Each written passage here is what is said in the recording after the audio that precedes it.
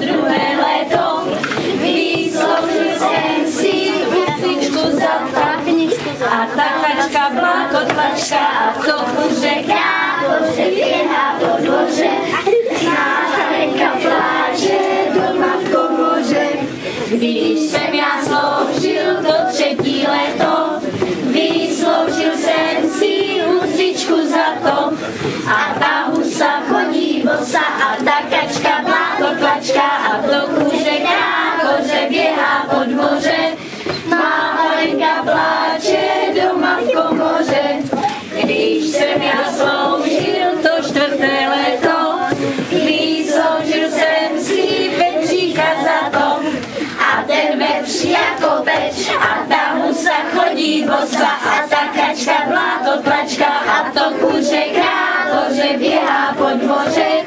Nápadenka pláče doma v komoře. Když jsem já sloužil to šesté léto, vysloužil jsem si pelátko za to. A to téhle hubou mele a ten vepř jako peč a ta husa chodí bosa a ta kačka byla kotlačka a to kuře krákoře běhá po dvoře. Nápadenka pláče doma v komoře. Když jsem já sloužil to šesté léto, vysloužil jsem si kravličku za to.